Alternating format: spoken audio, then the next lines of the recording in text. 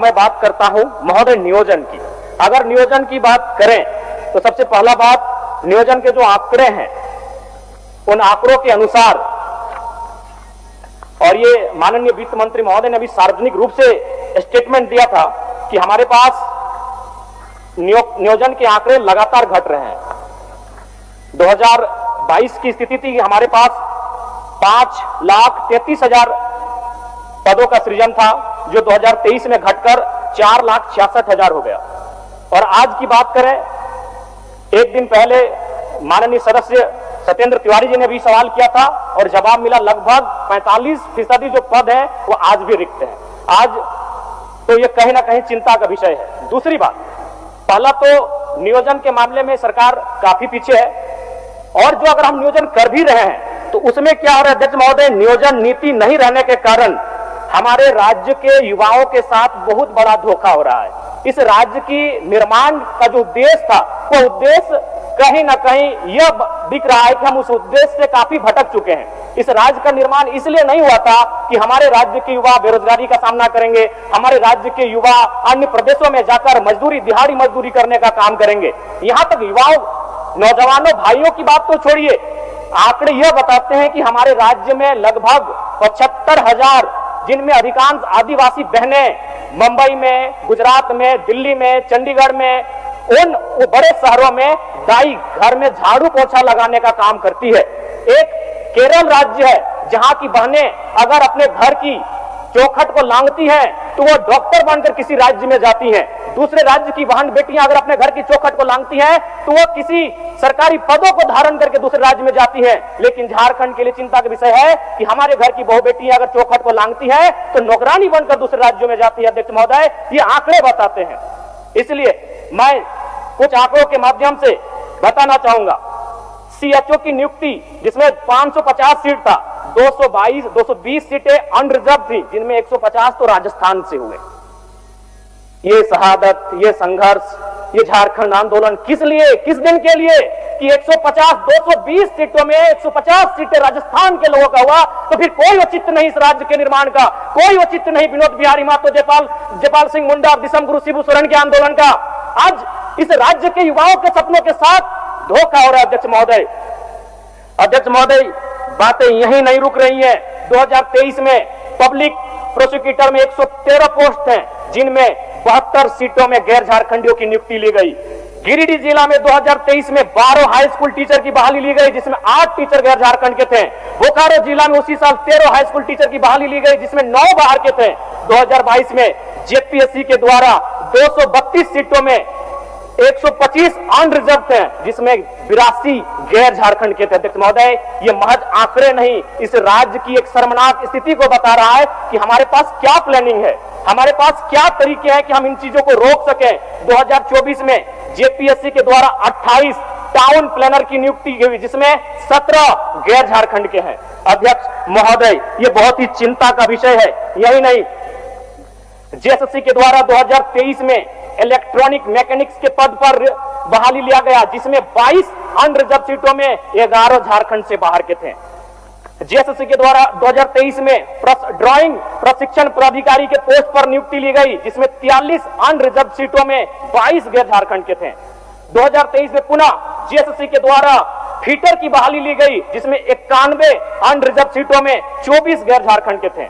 2023 में पुनः जेएसएससी के द्वारा वायरमैन की बहाली ली गई, जिसमें 5 अनरिजर्व सीटों में 4 गैर झारखंड के हुए। 2023 में जेएसएससी के द्वारा पुनः वेंडर पोस्ट की बहाली ली गई और इस बार 46 अनरिजर्व सीटों में 16 गैर झारखंडों की नियुक्ति ली गई। 2023 में पुनः इलेक्ट्रीशियन के पद पर जेएसएससी के द्वारा बहाली लिया गया और इस बार 93 अनरिजर्व सीटों में 29 सीटें गैर झारखंडियों को गई। अध्यक्ष महोदय, जो कि चिंता का विषय है। अध्यक्ष महोदय, अब इसमें बात आता है भारत के संविधान का, भारत के कानूनों का। क्योंकि भारत का संविधान जो कि कहता है 16(2) हम धर्म, जाति, नस्ल, लिंग, वंश, जन्मस्थान या निवास स्थान के आधार पर सरकारी नौकरियों में भेदभाव नहीं कर सकते हैं। मैं भारत के संविधान का सम्मान करता हूं, लेकिन इसमें कहीं नहीं लिखा है कि हम भाषा के आधार पर भेदभाव नहीं कर सकते हैं। अध्यक्ष महोदय, राज्य सरकार को चाहिए कि जिला नहीं, अगर संभव हो तो प्रखंड में जाकर भाषा का चयन किया जाए और भाषा के आधार पर परीक्षा लिया जाए। भारत का संविधान कहीं आड़े नहीं आएगा, क्योंकि भारत का संविधान भाषा की बात नहीं करता है। भारत का संविधान धर्म, जाति, लिंग, नस्ल, जन्म स्थान और निवास स्थान की बात करता है। इसलिए अध्यक्ष महोदय, मैं सरकार को यह सुझाव देना चाहूंगा, अगर आपसे जिला स्तरीय नहीं हो पाता है तो आप प्रखंड में जाइए और वहां कौन सी भाषा बोली जाती है उस भाषा के आधार पर परीक्षा लीजिए। अध्यक्ष महोदय, मैं एक छोटा सा उदाहरण देता हूं। अगर परीक्षा में यह पूछा जाएगा कि आंख का तारा का मतलब क्या होता है, तो इस सवाल को उत्तर बंगाल के स्टूडेंट भी देंगे, बिहार के स्टूडेंट भी देंगे, गुजरात और राजस्थान के भी स्टूडेंट देंगे। लेकिन अगर सवाल पूछा जाएगा पकड़ तरे हाथ करे करे झांक, हाथ से छूटल माच और बांधे गड़ल कांच, एकर माने की लगे, दूसरे राज्यों के स्टूडेंट नहीं कर पाएंगे। और दूसरी बात, सिलेबस चेक करना जेपीएससी जेएसएससी का अधिकार क्षेत्र में आता है और जेपीएससी जेएसएससी को मंतव्य देना सरकार के अधिकार के क्षेत्र में आता है। तो आप उनको ये मंतव्य दीजिए कि ज्यादा से ज्यादा जो परीक्षा ली जाए वो हमारी भाषाओं में ली जाए। उदाहरण के लिए, मंगरी यार बुधनी ढेकिया कुटे ले गए, ढेकिया कुटते कुटते कानी मुनी उंगरिया कुटाए ले, ये दूसरे राज्यों के अभ्यर्थियों को समझ में नहीं आएगा। उनसे यह पूछा जाए कि घैला और पैला में अंतर क्या होता है, दूसरे राज्य के अभ्यर्थियों को यह समझ में नहीं आएगा। आप अगर उनको सिलेबस देंगे तो सिलेबस को कोई भी याद कर सकता है, उन्हें सिलेबस नहीं, जो हम लोग गांव में होता है, जो हमारी संस्कृति में होता है, जो हमारी परंपराओं में होता है, उनके आधार पर परीक्षाएं ली जाए। और नहीं तो ये मैया सम्मान योजना की राशि मैं सराहना करता हूं सरकार की, लेकिन कब तक बांध के रखेगी हमारे नौजवानों को और हमारी उन माओं को जिनको आप 2,500 रुपए दे रहे हैं, लेकिन उन्हीं की बेटों और बेटी की नौकरियां जो 50,000, 70,000, 90,000 अब दूसरे राज्यों को बेचने का काम कर रहे हैं, ये कब तक बांध के रख पाएगी अध्यक्ष महोदय। इसलिए मैं सरकार को सीधा सुझाव देना चाहूंगा और विशेषकर चूंकि मेरी आयु कम है, मैं पहली बार सदन में आया हूं और मैं चाहूंगा कि विभागीय मंत्री के साथ साथ मैं संसदीय कार्य मंत्री का बहुत आदर करता हूं, मेरे इस बात को थोड़ा ध्यान से सुने मंत्री महोदय। क्या यह संभव है 60-40, आप उसे 60-40 के स्थान पर 60-20-20 कर दें। 60 यानी जो हमारा ओबीसी, एसटी, एससी और ईडब्ल्यूएस का रिजर्व कोटा है, और 20 जनरल 1, जनरल 2। क्या ये, अभी मत कुछ कहिएगा क्योंकि मेरा लय मत खराब कीजिएगा, बीच में मैं आपसे जानना चाहूंगा क्या यह संभव है जनरल 1, जनरल 2। जनरल 1 में केवल झारखंड के जनरल होंगे और जनरल 2 में झारखंड के अलावा पूरे भारत वर्ष के जनरल सामान्य अभ्यर्थियों को मौका क्या दिया जा सकता है, क्या यह संभावनाएं हो सकती है? मैं माननीय संसदीय कार्य मंत्री के संज्ञान में यह देना चाहूंगा अध्यक्ष महोदय। इसलिए आज इस राज्य को अगर आवश्यकता है तो नियोजन नीति की आवश्यकता है। आज नियोजन नीति नहीं रहने के कारण हमारे राज्य के युवा पलायन कर रहे हैं, हमारे राज्य के युवा बेरोजगारी का सामना कर रहे हैं और कई अवसरों पर तो आत्महत्या तक का प्रयास कर रहे हैं। इसलिए अध्यक्ष महोदय, आज इस राज्य को आवश्यकता है, नियोजन विभाग के बजट पर बात हो रही है, इस राज्य को नियोजन नीति की आवश्यकता है। मैं आपसे ये आग्रह करना चाहता हूं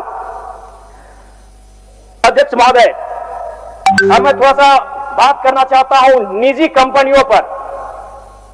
माननीय मुख्यमंत्री धनबाद गए हुए थे झारखंड मुक्ति मोर्चा के स्थापना दिवस के कार्यक्रम में गोल्फ ग्राउंड, और शायद धनबाद जाने के बाद उनके अंदर विनोद बिहारी महतो, कॉमरेड डेकेरा और शिबू सोरेन की आत्मा शायद समा गई थी। लेकिन मेरा मानना है उन्होंने जो वक्तव्य वहां रखा था वो एक विधायक के रूप में रखते तो हम लोग स्वीकार करते, लेकिन एक मुख्यमंत्री के रूप में उन्होंने जो वक्तव्य रखा हम लोग कतई स्वीकार नहीं करेंगे। उनका वक्तव्य था कि जो निजी कंपनियां स्थानीय लोगों को 75% रोजगार नहीं दे रही है, आप उनमें कब्जा कर लें। ये क्या बात हुई? हम विधायक अगर इस बात को रखते हैं तो समझ में आता कि भाई एक विधायक ऐसा बोल रहा है। मुख्यमंत्री, राज्य के मुखिया, राज्य के अगुवा कह रहे हैं कि आप कब्जा कर ले। क्यों कब्जा करेंगे? आप इस राज्य के अगुवा हैं। मैं एक उदाहरण आपको दूंगा। सदन में चंपई सोरेन जी नहीं है, शायद उनके नाती का निधन हुआ है, मुझे भी सूचना मिली है। मैं पहले उनके नाती को श्रद्धांजलि देता हूं, उनको ढांढस मिले। एक घटना याद कराता हूं माइथन की, एमपीएल की, बहुत ही शक्तिशाली प्रोजेक्ट है जो महाराष्ट्र से संचालित होती है। एक आदिवासी नौजवान का मृत्यु हुआ था दुर्घटना के कारण। हम लोग 6 दिनों से धरना पर बैठे थे और नियोजन की मांग कर रहे थे, मुआवजा की मांग कर रहे थे। कंपनी ने स्पष्ट कह दिया कि ना नियोजन मिलेगा ना मुआवजा मिलेगा। चंपई सोरेन जी गए, उन्होंने महाराष्ट्र में बैठे अधिकारी को फोन लगाया, जब बात नहीं मानी डीसी से कहा झारखंड की पुलिस को यहां से बाहर करिए, यहाँ के झारखंड के लोग इस कंपनी को सबक सिखा लेंगे। ये बोली होनी चाहिए कि मुख्यमंत्री की। चंपई सोरेन जी ने स्पष्ट कहा कि अगर ये कंपनी हमारी बात नहीं सुन रही है तो इसे यहां डीसी को उन्होंने सीधे निर्देश दिया हमारे सामने धनबाद डीसी को कि आप जितना भी झारखंड पुलिस यहां तैनात है सबको बाहर करिए। अगर ये हमारी जमीनों पर खड़ा होकर हमारी बात नहीं सुनता है तो यहाँ के लोग इसे देख लेंगे। इसलिए ये मुख्यमंत्री का बयान नहीं होना चाहिए कि आप कब्जा कर लें। मुख्यमंत्री का बयान ये होना चाहिए, अध्यक्ष महोदय, उनका नीति नियम बनाने का बयान होना चाहिए। आज पिछले 1.5 सालों से निजी कंपनियों में 75% के आरक्षण को न्यायालय में चुनौती दी गई है। किसने दिया है? Jharkhand small industry Adityapur small industry Kolhan और एक लघु उद्योग भारती।